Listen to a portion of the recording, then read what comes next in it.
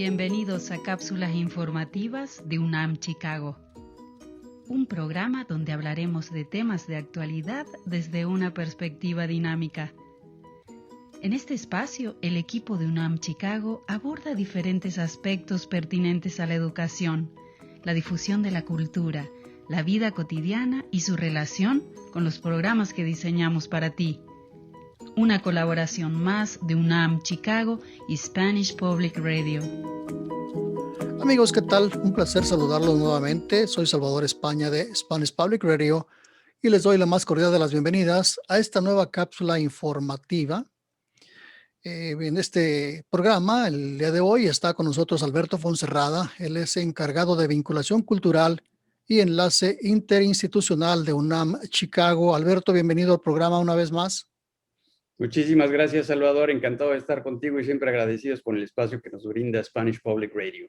Oye, pues ya hemos abordado contigo pues varios temas muy interesantes, por cierto, porque tú estás más relacionado con diplomacia y todo este tipo de cosas.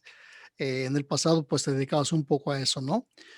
Y bueno, en el tema que has escogido para compartirnos hoy dice o tiene que ver con el poder suave, pero yo me pregunto qué es el poder suave y quién lo ejerce. Sí, Salvador, pues muchísimas gracias. Mira, sí, en efecto, esto viene parte de mi bagaje internacional, que es en lo que yo me he dedicado mucho tiempo de mi vida. Y de hecho, mi licenciatura y mi maestría estaban enfocados en asuntos internacionales. Este tema del poder blando o el poder suave en las relaciones internacionales me llamó la atención desde hace mucho tiempo. El concepto, para quienes nos están escuchando, el concepto de poder suave o el soft power, como le llaman los americanos en las relaciones internacionales, es un término que fue acuñado por el politólogo de la Universidad de Harvard, Joseph Nye, en el año de 1989, justo con el término de la Guerra Fría. Cuando estaba terminando la Guerra Fría, este politólogo decidió crear este concepto que vino a revolucionar muchísimo las relaciones internacionales. El concepto en sí se define como la habilidad de un Estado para persuadir a otros, evitando el uso de la fuerza o la coerción y valiéndose siempre de medios como la cultura, el modelo social o los valores políticos. El concepto que crea Joseph Nye surge a partir de su obra Bound to Lead, The Changing Nature of American Power, de donde se origina este concepto.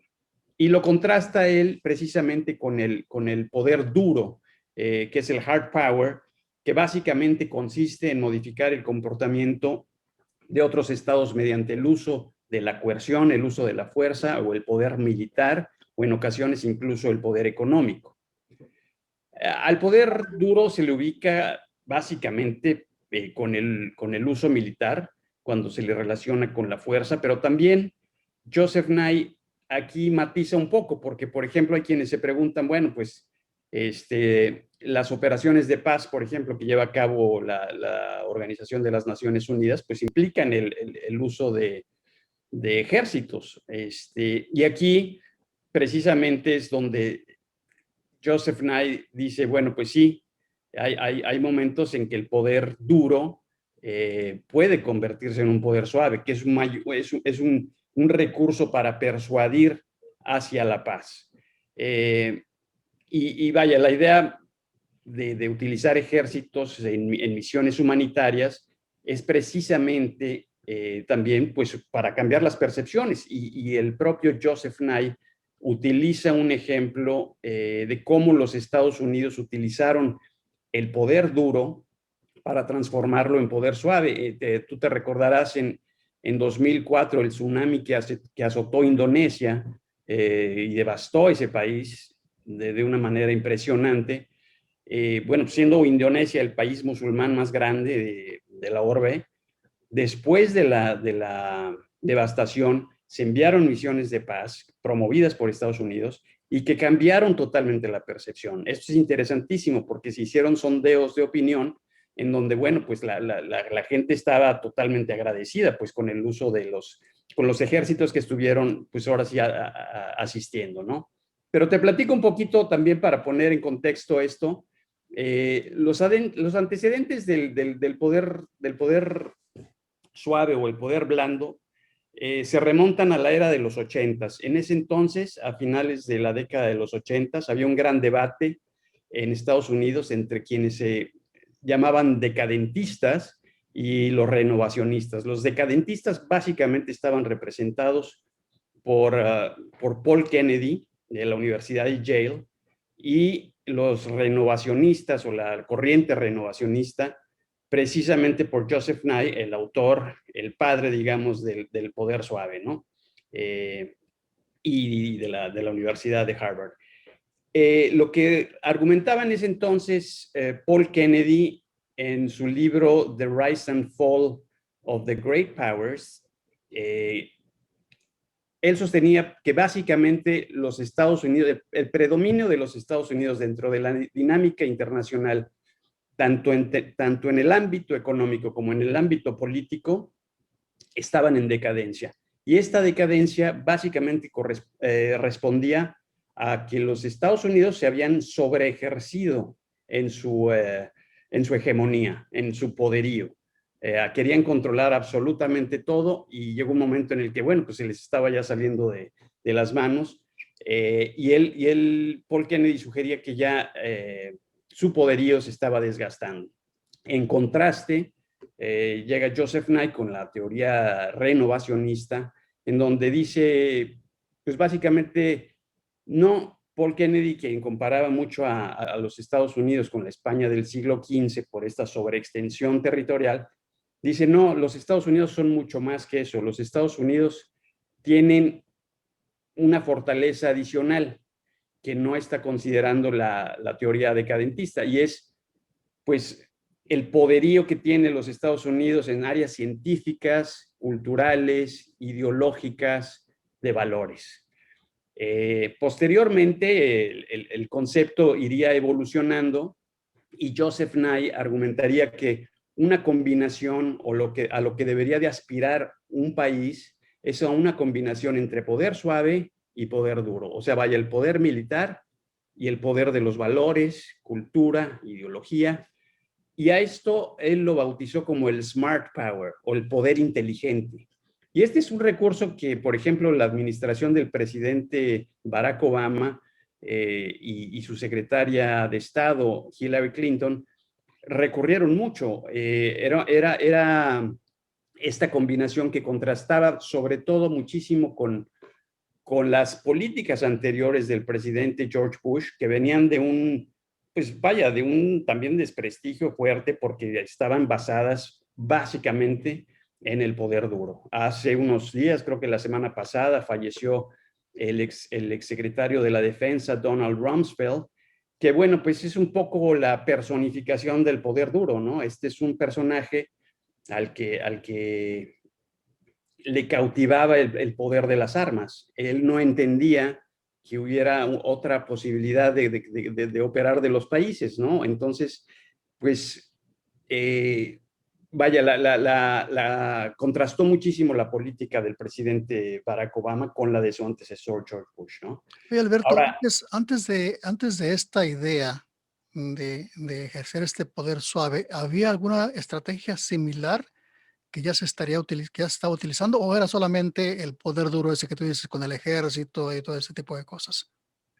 no, hay distintos matices, y hay que revisar la historia, y hay que revisar las distintas administraciones, ¿no? Obviamente hay quienes recurrieron muchísimo más al poder duro, pues estamos viendo, por ejemplo, Richard Nixon, ¿no? Después, posteriormente, Lyndon Johnson, por ejemplo, que extendió muchísimo la guerra de Vietnam, todavía, a pesar de todos los pesares, digo, era un convencido, o más bien, no un convencido, se llegó a convencer, y esta es de las cosas que su presidencia después llegó a lamentar, siendo un presidente maravilloso que hizo grandes cosas por Estados Unidos, pero le pesaron mucho precisamente eso de alargar, por ejemplo, la guerra de Vietnam al nivel que fue, y pues que es de las tragedias más fuertes, ¿no? Pero mucho del poder suave que ejercido precisamente por los Estados Unidos, lo vemos el día de hoy también, por ejemplo. Lo vemos el día de hoy, por ejemplo, con la administración del presidente Biden. El presidente Biden está retirando a las tropas, por ejemplo, de Afganistán. Es una idea que muchos han cuestionado, sobre todo sus rivales republicanos, pero él es un convencido, y sobre todo, bueno, pues él habiendo sido vicepresidente durante la administración del presidente Obama, pues es un convencido del poder, de los valores, y nuevamente contrasta muchísimo con el papel que utilizó su antecesor. Su antecesor, Donald Trump, fatídico periodo que nos tocó vivir en todo el mundo, en donde pues el presidente Trump también era un convencido del... pues fíjate que no tanto de la fuerza, pero sí muchos de sus seguidores, pues lo vemos, la prueba más fehaciente es el 6 de enero, cuando quisieron tomar el Capitolio, ¿no? Entonces, pues esa es una demostración en donde pues ellos sentían que había que derrocar al gobierno, cosa que pues a estas alturas del partido pues parece inusitada, ¿no? Pero contrasta muchísimo con con el poder, con la administración del presidente Trump. Pero, nuevamente, el poder, y Joseph Nye lo decía, el poder suave no es de buenos o malos. El poder suave, pues lo mismo ejerció poder suave el expresidente Trump, al tratar de inducir entre sus seguidores esta idea de América primero, y valores, ¿no? De que pues hay que hacer hay que hacer nuevamente, regresar a la América de los años 30, ¿no? Entonces, bueno, también, por ejemplo, Osama Bin Laden, incluso Joseph Nye lo cita, él recurría al poder suave, al convencer a sus seguidores de que la opción más, más divina era pues derrocar al imperio, ¿no? Entonces, bueno, de ahí surgen también los atentados del 9/11, y lo vemos ahora también, lo acabamos de ver recientemente con la visita que realizó la vicepresidenta Kamala Harris a México. Ella, pues, recurriendo al poder suave, ¿no? Al llevar un componente enfático en su compromiso hacia atacar la corrupción en los países como latinoamericanos, centroamericanos y México, por ejemplo, ¿no? Donde también se despertó un debate muy interesante, porque decían, bueno, pues, ¿qué viene la señora a decirnos de cómo manejarnos, ¿no? Pero pues la verdad es que fue muy interesante, pocos días antes de su visita, el discurso que dirigió precisamente sobre el combate a la corrupción, ¿no? En otras palabras, este poder suave también pues podría ser como esta táctica que usan los gobiernos, los países para tratar de imponer tus ideas sin que se note tanto, ¿no? De bajita la mano, yo te doy esto, te doy acá, pero para que veas que puedes depender de mí, y es una forma tal vez de estar, de mantener esa presencia en otros países. ¿De qué otros modos se manifiesta este poder suave, aparte de los que ya hemos estado comentando, Alberto? Sí, Salvador, fíjate que como te comentaba, el poder blando básicamente lo que busca es persuadir, más que obligar a otros estados. Así con esto, el poder es mucho menos tangible que el poder duro, ¿no? Se basa mucho en la imagen de un país y su sociedad, en el alcance que tiene, por ejemplo, su diplomacia, sus manifestaciones culturales, el cine, la gastronomía, la música. Estos son valores políticos también, digo, los valores políticos también son parte del poder suave, ¿no? Y todo ello sirve en su conjunto para modificar la percepción que tiene un país de otro, ¿no? La mayoría de los estados son muy conscientes de la importancia que tiene el poder blando, y muchos lo han desarrollado por décadas, ¿no? Estados Unidos, pues, siendo una gran potencia, ¿no? En ese sentido, en ámbitos culturales, bueno, pues tú lo sabes, el cine norteamericano, Hollywood, la influencia de Hollywood ha sido inmensa, ¿no? Pero hay otras potencias, como la Unión Europea, pues que también han sido, en su conjunto, potencias de poder suave, ¿no? Muy concretamente Francia, por ejemplo, pues a través de los valores, el respeto a la democracia, a la libertad, a la igualdad, eso también es poder suave. Alemania, ¿no? También, pues, siempre enfocado en tratar de recurrir a otras medidas que no necesariamente sea el poder, el poder de la fuerza, ¿no? Entonces, el modelo de vida norteamericano, pues es que se busca importar, ha sido gran parte de su poder suave, ¿no?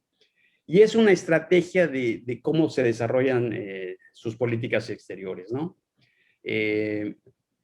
Los principales actores del poder suave en el mundo contemporáneo son los estados. En ellos recae la responsabilidad de crear estrategias, pero no son los únicos, no son los únicos, hay distintos, ¿no? Y por ejemplo, en este aspecto, ¿cómo está México en este sentido?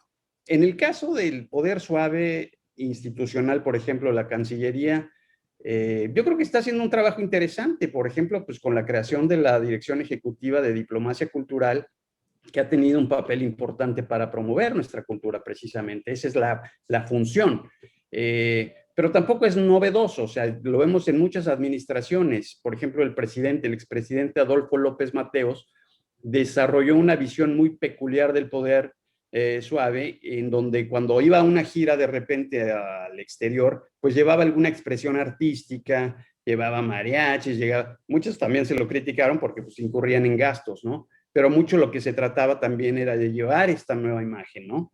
Y bueno, pues yo creo que nuevamente, como te comentaba, bueno, pues el poder suave, si bien es el principal ejecutor, es el Estado, hay muchos otros que lo manejan. Y aquí, por ejemplo, quisiera yo hacer el anuncio de nuestro próximo foro que vamos a tener, nuestro diálogo bilateral enfocado precisamente a la cultura, a la diplomacia cultural, en donde nos estará acompañando el director de la UNAM Boston, Benjamín González Echenique, junto con Armando Vázquez Ramos, quien es el CEO del California Mexico Studies Center, y tendrán un debate interesante acerca de cómo es que la UNAM y otros centros influyen también en la percepción, ¿no? Y aquí, por ejemplo, pues sí me gustaría también destacar el papel muy importante que nuestras sedes en el exterior, nuestras sedes de la UNAM en el exterior, juegan un papel muy importante. La UNAM en Chicago sin duda es una fuente de poder suave, al tener como su misión y como su visión acercar las tareas académicas y culturales de la UNAM a las distintas instituciones y grupos vinculados e interesados en su quehacer, promoviendo la internacionalización. Ese es poder suave puro. La idea también de los intercambios académicos, pues también es muy importante. Y aquí me detengo para hacer un ejemplo que pone precisamente Joseph Nye, el padre del poder blando. Él habla, por ejemplo, de los intercambios académicos en aquel entonces, durante la etapa de la Guerra Fría, en la presidencia de Dwight Eisenhower. Él pone un ejemplo bien interesante en donde un soviético, bueno, en los intercambios académicos hubo un programa de intercambio en donde 50 rusos o soviéticos en ese entonces venían a Estados Unidos, y lo mismo sucedía con algunos americanos que iban a estudiar allá a la Unión de Repúblicas Socialistas Soviéticas. En un caso, una de estas personas al final de su desarrollo, regresó después de su maestría en la Universidad de Columbia, y llega a la Unión Soviética y no se une a la disidencia, sino que permanece en el poder, y llega a hacer una carrera ascendente. Y cuando llega Mikhail Gorbachev con estas ideas reformistas de la perestroika, te recordarás, y Glasnost, que era básicamente la apertura y la transparencia en el gobierno, pues uno de los autores principales o el principal cerebro detrás de esto, pues era precisamente el estudiante que vino a Estados Unidos a estudiar a la Universidad de Colombia. Entonces, pues el mismo Joseph Nye dice, bueno, pues qué manera de invertir en poder suave, ¿no? Para los Estados Unidos, o sea, salieron súper ganones porque modificaron así la política de toda una nación. Entonces, el poder suave, pues obviamente no pertenece a los americanos ni a ningún país se puede ufanar de ser dueño del poder suave. En un entorno globalizado, todos los países ejercen poder suave. Lo vemos en la India con una industria del cine muy, muy impresionante, lo que le llaman Bollywood. Pero lo vemos nosotros con nuestros valores en el cine, nuestros titanes, ¿no?